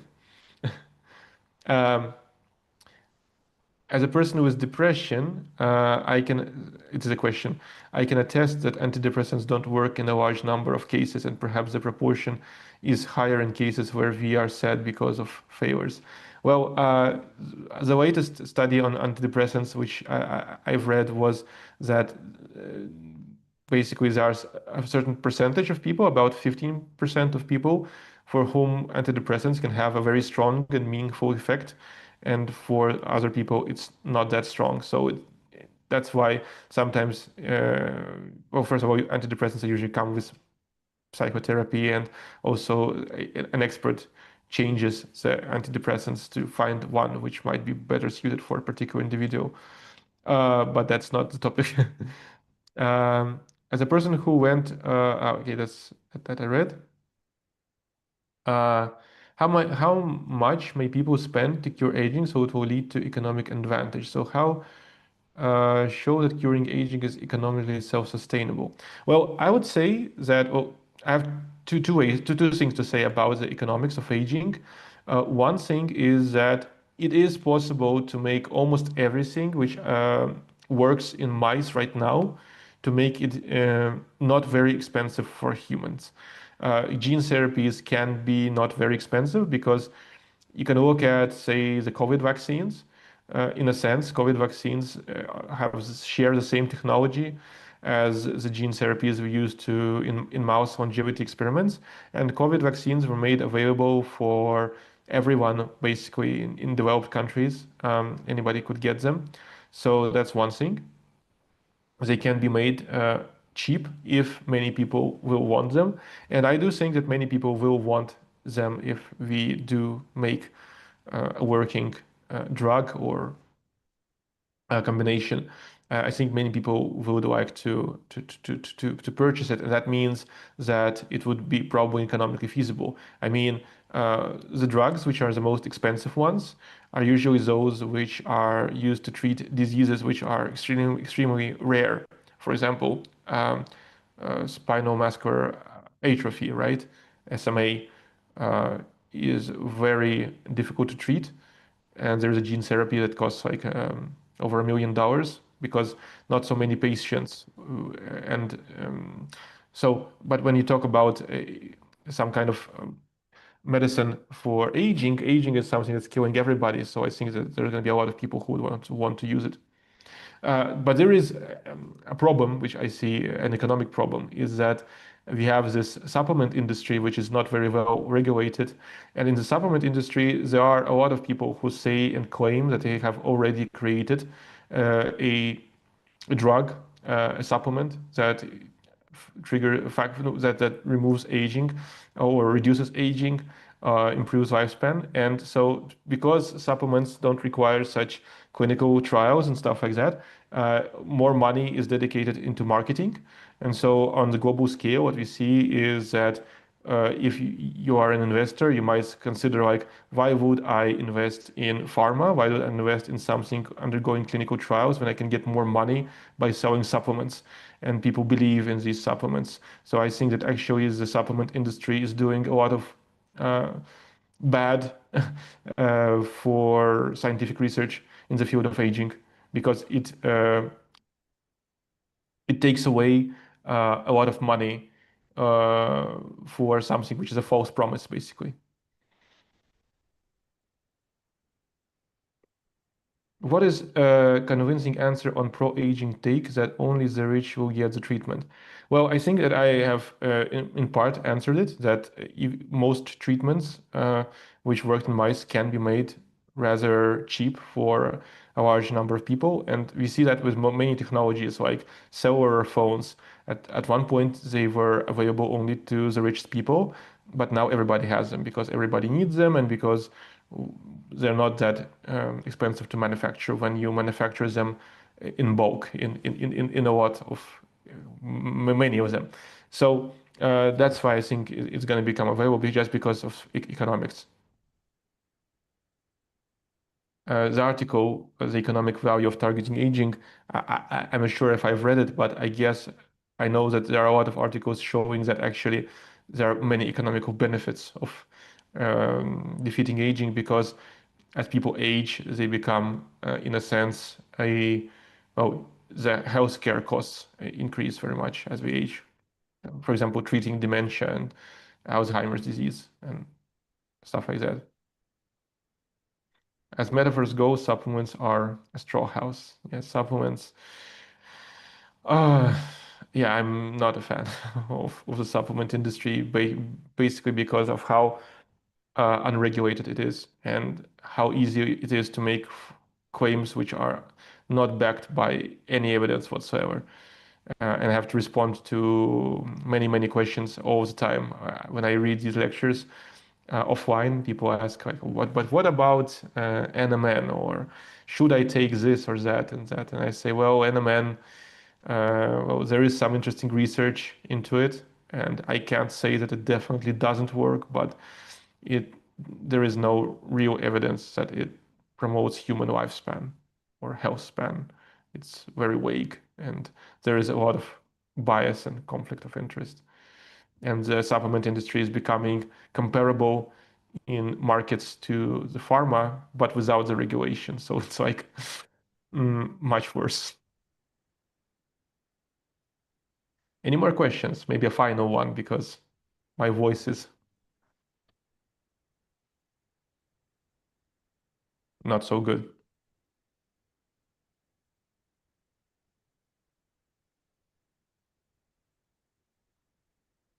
I guess not. I guess I have answered to all of your inquiries.